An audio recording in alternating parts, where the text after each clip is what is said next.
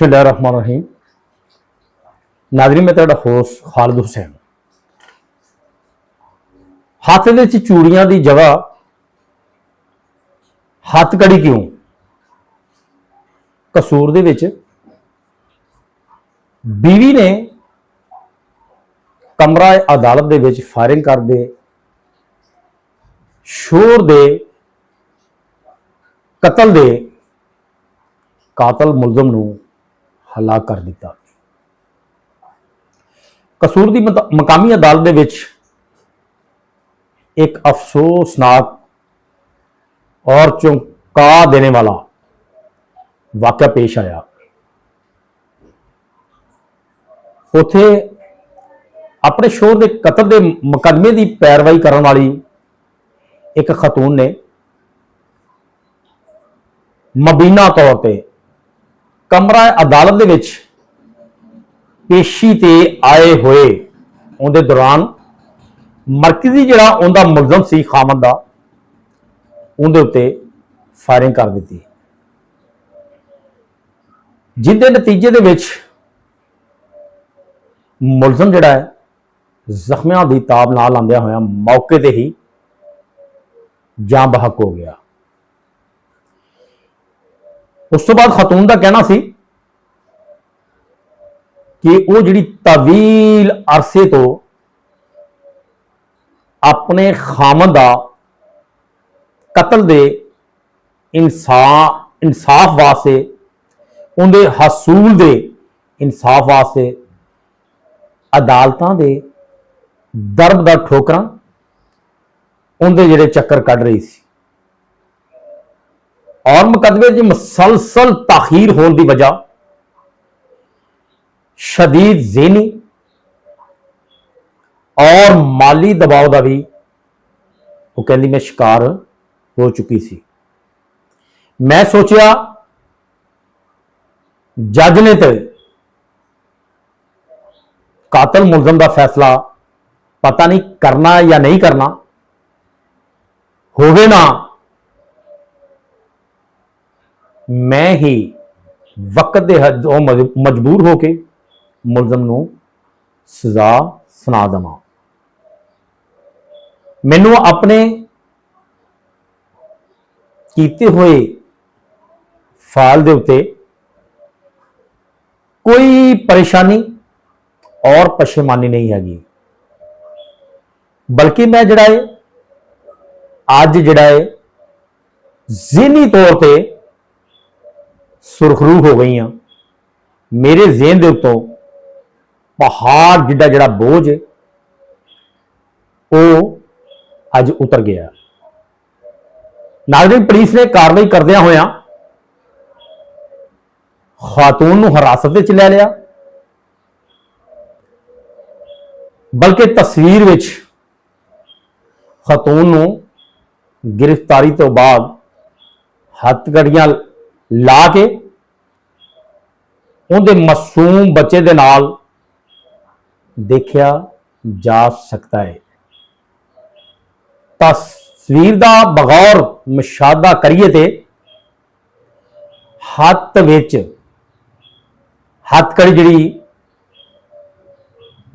दे विच जकड़ी हुई खतून दे चेहरे का इत्मीनान और गोद दे विच जिहड़ा बैठे बेटे नाल प्यार और मासूम बच्चे दी मां दे हाथ दे विच डली हुई हथकड़ी नूं खींच के खोलने की कोशिश कर रहा है। यह सब एक इंतहाई जज्बाती और दिल नूं दुख देने वाले मंजर बन जाता है, मगर इस खतून ने हथकड़ी पहनने का खुद फैसला किया, क्योंकि साडे अदालती निजाम उत्ते सवालात खड़े कर देते। और उनका कहना सी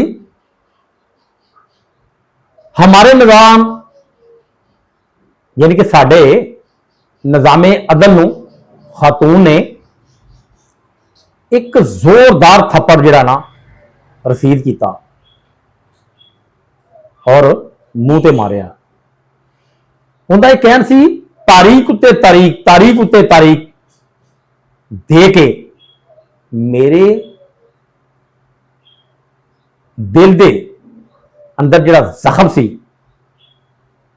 उन्होंने जिहड़ा ना अबारिया जा रहा सी। मैं एक काम करन दे उत्ते मजबूर हो गई सी। मासूम बच्चे नूं ते पता ही नहीं हैगा कि निज़ामे अदल है कि एक काम किस तरह करता है। बच्चा तो यही सोचता है और सोचता होएगा कि बाबा भी नहीं और मम्मा भी पता नहीं कित्थे चले जाती है। अदालत आंदी है और गायब हो जाती है। इसलिए शायद बच्चा मां दियां हथकड़ियां हत्थां चों खिंच के तोड़न की कोशिश कर रहा है। बच्चा ये चाहता है मेरी मैं जी अपनी मां नूं जिहड़ा है आजाद देखा और ये आजाद देखना चाहता है। नाज़रीन, जदों अदालतां दे विचों इंसाफ नहीं मिलता,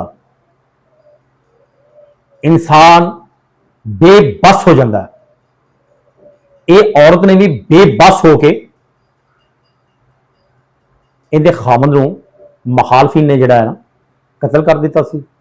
बेबस होके जदों इहनूं कोई चीज़ नज़र नहीं आई, इन्हें फिर कानून नूं हत्थ विच लैके उस कातल नूं अपने शोहर दे नूं जां बहाक कर दिता। इहो जिहे कई वाक़या रिपोर्ट हुए ने और हुंदे ने जदों किसी नूं इंसाफ ही नहीं मिलता। वो फिर कहता है साडा तो रहा नहीं, ये भी ना रहे। वो सिर के उत्ते कफन बन के क्यों ना अदालतां च जावे। अदालतां दे विच कड़ियां लगियां होंदियां मुलजमां नूं, पुलिस सज्जे भी हुंदी है ते खब्बे भी हुंदी, उन्हां नूं खौफ ही कोई नहीं हुंदा। जिहड़ा बंदा हाथ दे उत्ते जान रख के आ जाता उन्होंने कहता खौफ। वो फिर खुद मजबूर होके कानून नूं हत्थ च लैके आप जिहड़ा इंसाफ कर दिंदा है। इस औरत ने भी देखो एक औरत जात है, औरत जात एक डरपोक हुंदी है, कोई एडी दलेर औरत नहीं हुंदी। जिड्डी भी औरत होवे ये दलेर कोई नहीं हुंदी, लेकिन मजबूर होके ने उन्हें कहा जां आप कोई नहीं या गाहक कोई नहीं। जो जज तारीख ते तारीख जिहड़ा देई जा रहा है, मैनूं पता नहीं इंसाफ मिलना भी है या नहीं। वो बंदे बाअसर सन। इस औरत ने फिर ठान लई, इन्हें अपने मासूम बच्चों वाल भी नहीं देखा कि मेरा बच्चों का की बनेगा, या मैं जेल चले जाऊंगी तो मेरे ना की बनेगा। इन्हें मजबूर होके कानून नूं हत्थ च लैके ये फैसला करके परे मारिया। हुण करिए अपने निज़ामे अदल अदालतां दा। अदालतां दे विच जज जिहड़े ने इदां सत्तू पी के बैठे ने। अदालतां दे विच जिहड़ा एसी लगे हुए ने, अपने रिटायरिंग रूमां च पिछे बैठे ने, टैलीफोनां ते गल्लां कर रहे हैं, एंजॉय कर रहे हैं। प्रोटोकॉल पुलिस का प्रोटोकॉल हर तरह का उन्होंने कोई प्रोटोकॉल है। उन्होंने नहीं पता कि मेरे को जो केस लगे हुए ने ये भी इंसान ने, जिंदे को जरा थोड़ी जी ताकत आ जाती है। वो इंसान नूं इंसान समझदा नहीं। अंदर जो जज बैठे ये समझते हैं कि भेड़ बकरियां बाहर जड़ियां ने वो घूम रही ने, मोबाइल फोन वज गया, इनू सजा दे दिओ जी। वो खुदा दे बंदे जिन्हों के कतल होए ने, सजावां उन्होंने दिओ, मैरिट के फैसले सुनो और मैरिट के फैसले दिओ, ताकि कोई आदमी नहीं ਕਾਨੂੰਨ ਨੂੰ ਹੱਥ ਵਿੱਚ ਲੈਣ ਤੇ ਮਜਬੂਰ ਨਾ ਹੋ ਜਾਵੇ। ਜਦੋਂ ਆਪਾਂ ਫੈਸਲੇ ਨਹੀਂ ਕਰਨੇ ਤੇ ਲੋਕ ਫਿਰ ਆਪਣਾ ਮਜਬੂਰ ਹੋ ਕੇ ਅਦਾਲਤਾਂ ਨੂੰ ਫਿਰ ਉਹ ਕੀ ਸਮਝਦੇ ਨੇ? ਇਸ ਔਰਤ ਨੇ ਕੀ ਅਦਾਲਤ ਨੂੰ ਸਮਝਿਆ? ਅਦਾਲਤ ਦੇ ਮੂੰਹ ਦੇ ਉੱਤੇ ਤਮਾਚਾ ਮਾਰਿਆ ਇਹਨੇ। ਜਾਓ ਤੁਰੇ ਫਿਰੋ, ਉਹਨੇ ਕਿਹਾ। ਉਹਨੇ ਆਪ ਫੈਸਲਾ ਕਰ ਦਿੱਤਾ। ਫੈਸਲਾ ਕਰਕੇ ਆਪਣੇ ਸ਼ੋਰ ਦੇ ਜਿਹੜਾ ਕਾਤਲ ਨੂੰ ਜਾਂ ਬਹਕਾਓ ਕਰਕੇ ਆਰਾਮ ਨਾਲ ਔਰ ਰਿਲੈਕਸ ਹੋ ਗਈ। ਉਹਨੂੰ ਕਿਹਾ ਮੈਨੂੰ ਜਿਹੜਾ ਮੇਰੇ ਕੀਤੇ ਦੇ ਉਹਦੇ ਕੋਈ ਪਛਤਾਨੀ ਨਹੀਂ, ਕੋਈ ਯਾਨੀ ਕਿ ਮੈਨੂੰ ਗਿਲਾ ਸ਼ਿਕਵਾ ਨਹੀਂ ਹੈਗਾ। ਆਪਣਾ ਆਰਾਮ ਨਾਲ ਜਾ ਕੇ ਪੇਸ਼ ਹੋ ਗਈ। ਉਹ ਪੁਲਿਸ ਵਾਲਿਆਂ ਨੂੰ ਕਿਹਾ, ਉਹਨਾਂ ਨੂੰ ਕਿਹਾ ਮੈਨੂੰ ਗ੍ਰਿਫਤਾਰ ਕਰ ਲਓ। ਸ਼ਰੇਆਮ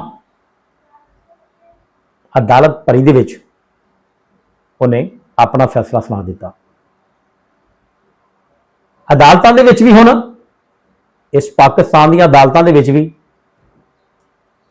ਇਨਸਾਨ ਇੱਕ ਤੇ ਉਹਦਾ ਬੰਦਾ ਘਰੋਂ ਜਾਂਦਾ, ਯਾਨੀ ਕਿ ਕਿਸੇ ਆਦਮੀ ਦਾ ਭਾਈ, ਕਿਸੇ ਦਾ ਬਾਪ, ਕਿਸੇ ਦੀ ਭੈਣ ਨਾਹਤੇ ਕਤਲ ਕਰ ਦਿੱਤੇ ਜਾਂਦੇ ਨੇ। ਜੇ ਅਗਰ ਉਹ ਇਨਸਾਫ ਵਾਸਤੇ ਅਦਾਲਤ ਦਾ ਦਰਵਾਜ਼ਾ ਖਟਖਟਾਉਂਦਾ ਹੈ, ਉੱਥੋਂ ਕੀ ਮਾਯੂਸੀ ਹੁੰਦੀ ਹੈ? ਤਾਰੀਖ ਤਾਰੀਖ ਤਾਰੀਖ। ਇਹ ਨਿਜ਼ਾਮ ਹੈ ਪਾਕਿਸਤਾਨ ਦਾ ਅਦਲ ਦਾ ਨਿਜ਼ਾਮ ਹੈ ਜੀ। ਇਸ ਤਰ੍ਹਾਂ ਨਹੀਂ ਹੈਗਾ। ਤੁਸੀਂ ਸਾਊਦੀਆ ਤੇ ਦੇਖੋ, ਸਾਊਦੀ ਅਰੇਬੀਆ ਦੇ ਵਿੱਚ ਕਿਸੇ ਨੂੰ ਕੋਈ ਟੱਚ ਕਰਨ ਦਾ ਵੀ ਘਬਰਾਉਂਦਾ ਹੈ, ਕਿਉਂਕਿ ਉਹਨਾਂ ਦੀਆਂ ਅਦਾਲਤਾਂ ਪਾਵਰ ਵਿੱਚ ਨੇ। ਫੈਸਲਾ ਚੰਦ ਦਿਨਾਂ ਦੇ ਵਿੱਚ, ਕਤਲ ਦਾ ਫੈਸਲਾ 1 ਮਹੀਨੇ ਤੋਂ ਪਹਿਲੇ ਸੁਣਾ ਕੇ ਕਾਤਲ ਨੂੰ ਚਰਵਾਏ ਦੇ ਉੱਤੇ ਟੰਗ ਦਿੱਤਾ ਜਾਂਦਾ ਹੈ, ਫਾਂਸੀ ਦੇ ਦਿੱਤੀ ਜਾਂਦੀ ਹੈ। ਔਰ ਲਟਕਾ ਕੇ ਨਾ ਕ੍ਰੇਨ ਦੇ ਨਾਲ ਲੰਘਦਿਆਂ ਟੱਪਦਿਆਂ ਵਾਸਤੇ ਜਿਹੜੇ ਲੋਕ ਗੁਜ਼ਰ ਰਹੇ ਹੁੰਦੇ ਨੇ, ਉਹਨਾਂ ਵਾਸਤੇ ਵੀ ਇੱਕ ਇਬਰਤ ਬਣਾ ਦਿੱਤੀ ਜਾਂਦੀ ਹੈ। ਲੋਕ ਪੁੱਛਦੇ ਨੇ ਕਿ ਇਹਨੂੰ ਕਿਉਂ ਮਾਰ ਕੇ ਲਟਕਾ ਦਿੱਤਾ? ਕਹਿੰਦਾ ਕਿ ਇਹਨੇ ਕਤਲ ਕੀਤਾ ਸੀ। ਉੱਥੇ ਘਬਰਾਉਂਦੇ ਨੇ। ਇਸ ਪਾਕਿਸਤਾਨ ਦੇ ਵਿੱਚ ਇਹ ਸਵੇਰ ਤੁਸੀਂ ਨਿਊਜ਼ ਦੇਖੋ, ਮੀਡੀਆ ਚਲਾਓ, ਫਲਾਣੇ ਨੇ ਆਹ ਕਰ ਦਿੱਤਾ, ਉਹਨੇ ਇੰਨੇ ਕਤਲ ਕਰ ਦਿੱਤੇ, ਭਾਈ ਨੇ ਇੰਨੇ ਮਾਰਤੇ, ਚਾਚੇ ਦੇ ਪੁੱਤਰ ਨੇ ਇੰਨੇ ਮਾਰਤੇ, ਰਿਸ਼ਤੇਦਾਰ ਨੇ ਇੰਨੇ ਕਤਲ ਕਰ ਦਿੱਤੇ। ਇੱਥੇ ਕੀ ਹੈ? ਅਦਾਲਤਾਂ ਦਾ ਡਰ ਕੋਈ ਨਹੀਂ, ਇਨਸਾਫ ਕੋਈ ਨਹੀਂ। ਆਖਰ ਇਹ ਦਰਿੰਦੇ ਜਿਹੜੇ ਜਾ ਕੇ ਅੱਗੇ